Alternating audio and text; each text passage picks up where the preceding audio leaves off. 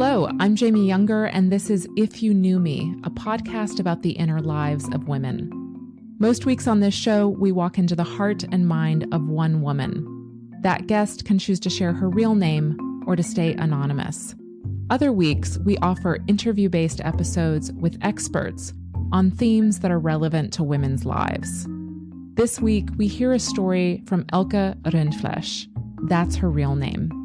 Born in Germany, Elke is a modern dancer and an artist. Since 1999, she has created solo and group works. Her performances are characterized by raw, highly physical, and emotional expressions. She often uses dance to explore aspects of human nature and psychology. In this episode, Elke wonders aloud about a very personal, yet very universal conundrum. Is it possible to love someone and to be loved by someone? Elke's story is entitled, Am I Really Capable of Love? I would tell you that I can be your loyal friend, but I'm not sure that I can love you. And that has been sort of a question that occasionally has been coming up. And I haven't really been able to sort of pinpoint it. It's that sense, and it's not necessarily a dooms feeling. It's like I'm asking myself, am I really capable of love? Am I really capable of loving someone? Can I really feel that deeply for another person? And what am I supposed to feel, I guess, is also a question. I have this sense of that I can't do that, and that I don't know how it feels because I've never felt it. That all sounds kind of like super dramatic, like I'm completely lost and joyless and loveless and passionless, and it's quite the opposite. I'm very empathic. I'm a big fan of humankind. I am quite forgiving. I have a big heart. I'm fairly tolerant, even though I sometimes am also judgmental, but, we all are. I'm very open, and yet I wonder, is my heart open enough to share with anyone? And what does it even mean to share something with some other person?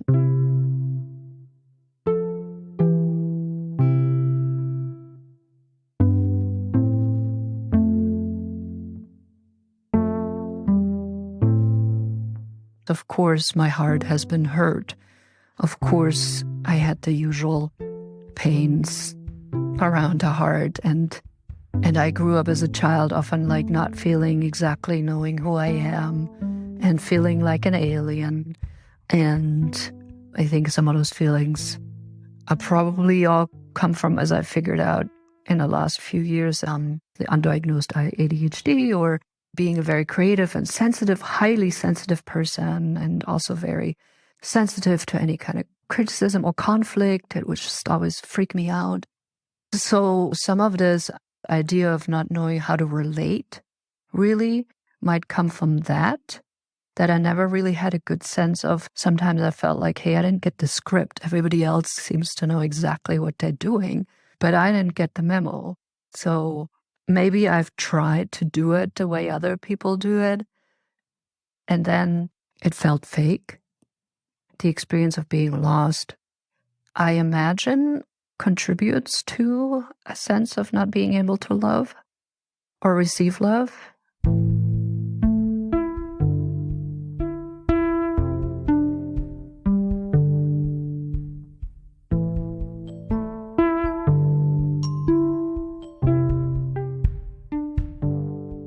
I've been in a long relationship with the father of my son for 13 years.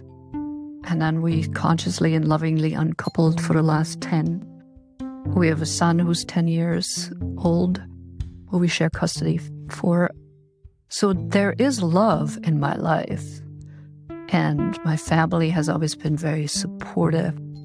I have love, and I have friends, wonderful, beautiful, amazing people who I can trust.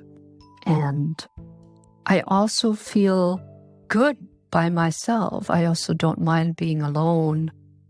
Of course, I base a lot of my can I love ideas on the marriage I had with my ex-husband. But even there, I think in some ways we were friends and then we got married. It was the first time I sort of felt like a little grounded with someone, even though there wasn't this extreme passionate attraction. It was there too, but not as like, it felt like I felt something, or maybe I wanted to say I fell in love with a good person. And I figured, I was 30 at the time, like, let's just stick with that person. And I mean, we fell into some messy codependence that we weren't able to work through it at the time. I think we did care about each other. And thinking back, I also feel like we weren't able to see each other or listen to each other really. I wonder whether we elevated each other at some point, or whether we were just sort of tying each other down. It felt like we both stayed because it was a safe haven, but also because it was comfortable. We also worked together. He's a musician, I'm a dancer. So there was that entanglement, positive entanglement.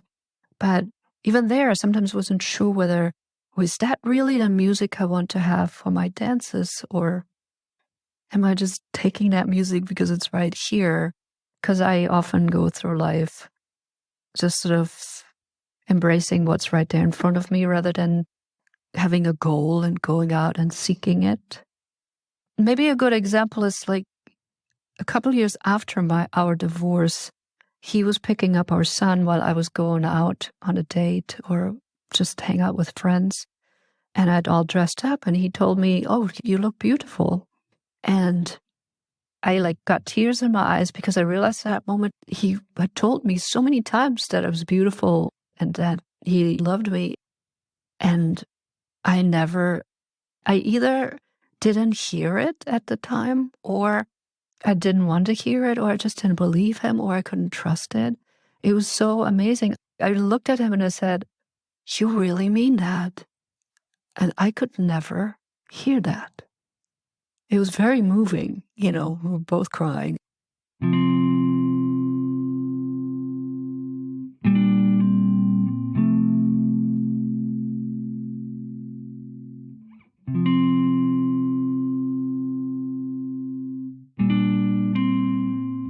There's a lot of love and my son always wants to do family hug when we meet. It's great, it's wonderful. And that's good. I mean, is there a difference between just loving somebody and being capable of having a relationship with them as well, But that's not what I asked when I asked, am I really capable of loving? Maybe it's about connection. Am I really capable of sitting still long enough or being present long enough to actually experience a connection? Sometimes when it happens, I immediately want to go away or want to intellectualize it. I mean, I've had a few moments where I was like, okay, that's it. And then I also thought oh, wow, God, it's not that spectacular. It's kind of mundane. That feeling of, that's love. That's all there is to. How wonderful. Not all that pompous stuff that we're being fed sometimes.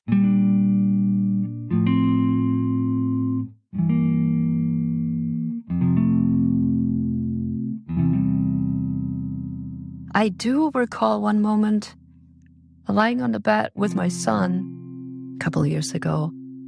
We just sort of played and lay there, and it was a moment of rest, which is unusual because we're both very active too. And there was that moment I connected with him, and I was like, okay, that's it. I can love. That's love. That's connection. It's this moment where you sort of you drop in together for a moment and you connect. Everything dissolves and nothing matters, And I did feel that for that brief moment with my son, and I was like, okay, that's it. That's probably, it's just a series of moments that will allow me to feel like I can love. I mean, there's so many different kind of loves. Of course, I take care of my son. I love him unconditionally in the sense of, I will provide for him and I will, he'll always be my son. But there's also a big difference between giving care versus being love, you know. I'm having unconditional love for my son, but that's because we have this bond, right? We're supposed to be together. But I've always struggled with being a mother. It doesn't give me fulfillment to just be a mother. I find it boring and weird and challenging and exhausting. Maybe it was some of the circumstances because I was solo parenting occasionally and there was always a lot of back and forth. I've also spent long stretches away from my son, like months, when he was still young. But the bond is there, and I can never completely leave him. And I'll always make sure he's safe. But is that love, or is that really making sure somebody's taken care of? I also like him a lot. He's a great person. He's an interesting person to be around. Maybe it's all these little things that make love. I'm not the type of mother who hovers around all the time, but I'm always there.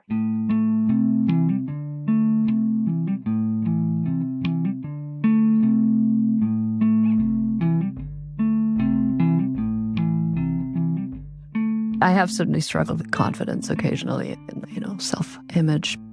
The list of the cliches is the same. I want to be accepted for who I am. I want to be treated right. I want to be seen for who I am. I want to be supported in my dreams.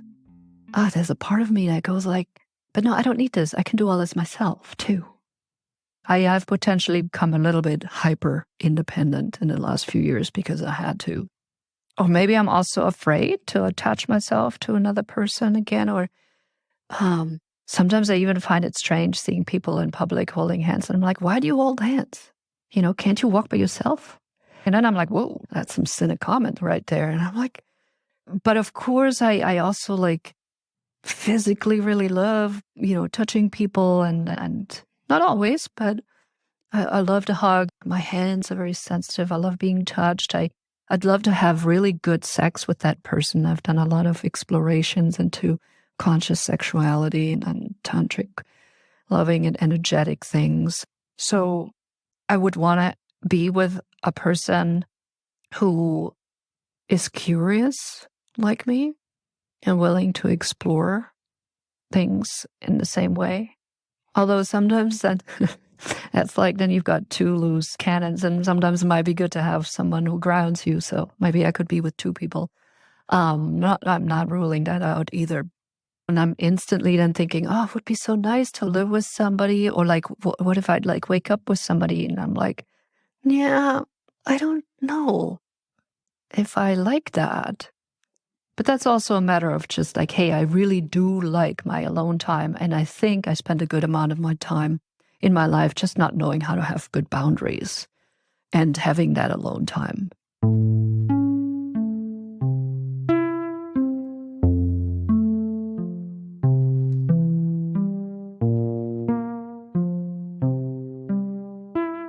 I also spend a good amount of my life mistaken being loved with being validated, right? I had to ask myself that too. So now that I'm kind of cool with myself and sort of in myself, I don't really need anything from another person, to speak in extremes. It's not as black and white, obviously. So what if I don't need anything from another person in order to survive? Then I guess being with another person could be like exponentially expanding on what I have and what the other person has, and we bring together. Then I think I would need to be clear on what I really want from life. And I'm not always clear on that. And what is it? I want to make art. Do I want to do this? And I have to like do the job.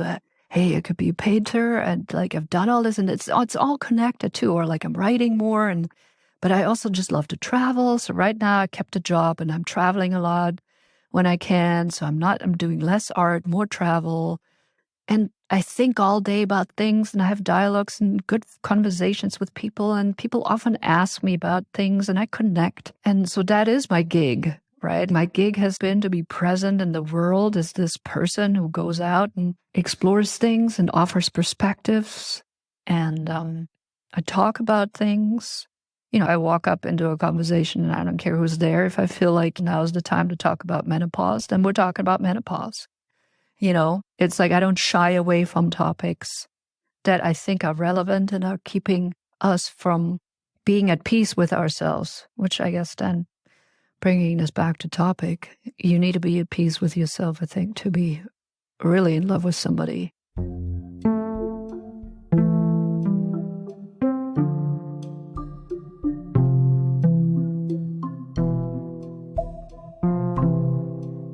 The last 2 or 3 years, I went through perimenopause and menopause, and that really did do a number on me. And I think it does a number on women, period, in the sense of there is a complete loss of identity. That's how I experienced it. I didn't know who I was anymore. Yet at the same time, I never felt more like myself. So it can be great suffering and can be maddening. And it's a stroke of liberation because you go like, okay, you know what? At this point, that's it. It's all about me. I'm doing whatever I want. I don't have to deliver anything anymore, again, philosophically speaking, but also literally. I mean, obviously I still have the things I have to take care of in my life, including my son. But that was a big shift. I had been very explorative and active sexually up until that time, and I had lots of lovers and was exploring, and that fell away. So there's also the sense of desire and lust that I haven't really experienced, which I also sometimes link to romantic love. I've also, through some of the explorations I've done, I've noticed that I can just have really beautiful, intimate connections and moments of deep connection and love in the bigger sense with a complete stranger. I don't need to be in a relationship with a person to experience love. Maybe that's the love for humanity. Maybe that's a general love for ourselves. Maybe it's the love when you understand it's all just connected, that we're all vulnerable. Maybe I don't feel like I've ever loved because I never really was able to open my heart, whatever that means. It's so big and so subtle at the same time. Thanks so much for listening to this week's episode. Elke Rindfleisch is always on the move and in dialogue. As a dancer, creative, traveler, parent, thinker, she is determined to dig deep into life, palpable legacy or not, sometimes visible, often in private. You can find links to Elke's dance works in the show notes. If this is your very first time listening, we're so glad to have you with us. I invite you to sign up for our weekly newsletter. It has great artwork, and we announce our new episodes there. If you've been listening for a while and appreciate our mission of documenting and publishing women's real stories, I invite you to support us and the If You Knew Me initiative. When you become a supporter, you get sneak peeks into our creative work behind the scenes. For example, at the moment, we're working on a large format book project about women's inner lives. The book will share women's stories from this podcast alongside documentary photographs. So when you support us, you can join us on our journey of creating this show, as well as the upcoming book. You can find links for the newsletter and links to become a supporter of the show in the show notes. And lastly, if you love this show, please take a moment to rate us on Apple and leave us a written review. We always love to see those come in. This podcast is produced by me, Jamie Yuenger, and my husband, Piet Hurkmans. Thanks so much for listening to If You Knew Me. We'll be back with you next week.